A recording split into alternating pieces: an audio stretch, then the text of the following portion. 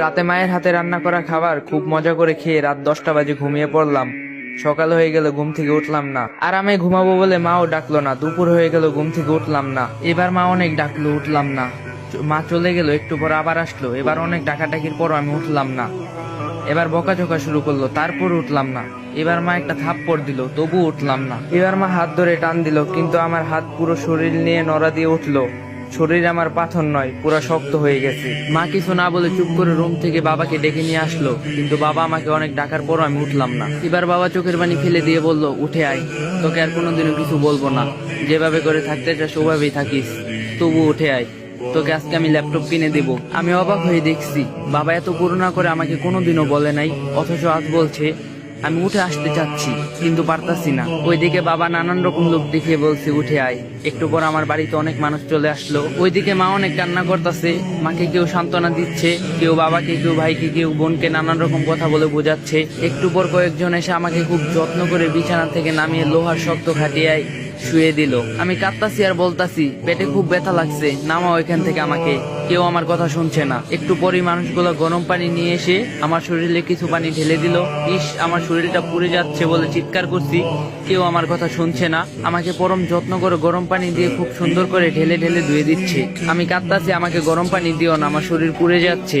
ডলা দিও না, আমার খুব ব্যথা লাগছে। কেউ শুনলো না আমার কথা। অনেক সময় নিয়ে গোসল করে আমার শরীর ভালো করে মুছে নিয়ে আমারে নিয়ে আসলো আমার বাসার জায়গাতে। আমি খুব খুশি হলাম, ভাবলাম আমাকে এখানে বসাবে, কিন্তু ওরা আমাকে না বসিয়ে খাটের শক্ত খাটিয়ে শুয়ে দিল। একটা চাদরও নিচে দিল না। একটু পর মা, বোন আরো কয়েকজন মিলে একটা সাদা কাপড়ের কাপড় পরিয়ে দিল।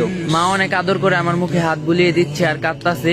এত আদর আমাকে কোনোদিনও মা করেনি। আমি মাকে অনেক করে বললাম কান্না থামাতে, কিন্তু মা কান্না থামাচ্ছে না। আমি এত করে বলছি, মা কেঁদো না, মা কিছুতে আমার কথা শুনছে না। একটু পর কয়েকজন এসে আমার পা মাথাটা বেঁধে দিল। আমি এত করে বললাম আমার বাঁধনটা খুলে দাও, কেউ আমার কথা শুনলো না। মাকে সরিয়ে দিয়ে আমাকে নিয়ে যেতে লাগলো। মা কিছুতে আমাকে নিয়ে যেতে দিচ্ছে না। আমার ভাই বোন সব চুপ করে দাঁড়িয়ে কাঁদছে, আর কিছু বলছে না। কত করে বলছি ডিস্টার্ব করিস না, আমাকে একজনও শুনলো না। কেঁদে চলছে, একটু বেশি ঘুমালে বাবা বকা দিত, কিন্তু এখন চুপ করে দাঁড়িয়ে চোখের পানি মুছতাছে। আর একটা বকাও দিল না আমাকে। মাকে জোর করে সরিয়ে দিল কয়েকজন, আমাকে নিয়ে অনেক মানুষের সামনে শুয়ে দিল একটা ছায়া। তারপর জানাজা পড়ালো।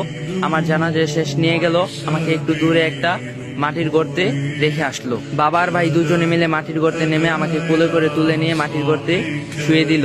একটা বালিশ চাদর কিছুই দিল না, একটা লাইটও দিল না। আমার পা আর মাথার কাছের বাঁধনগুলো খুলে দিল।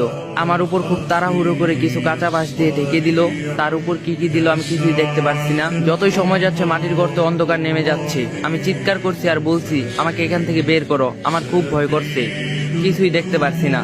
একটু পরে আমার উপর মাটি চাপা দিয়ে সবাই চলে যাচ্ছে। আমি ডাকতাছি আর বলতাছি, আমাকে একা রেখে চলে যেও না। কেউ শুনলো না আমার কথা। স্বার্থপরের মতো সবাই চলে গেল।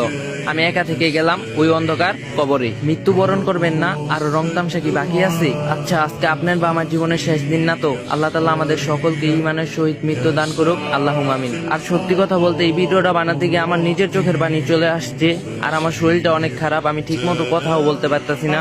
সবাই আমার জন্য দোয়া করবেন, আমি যেন তাড়াতাড়ি সুস্থ হয়ে যাই, আবার আপনাদের মাঝে ফিরে আসতে পারি। আর যদি ভিডিওটা ভালো লাগে কপি লিংক করে দিবেন।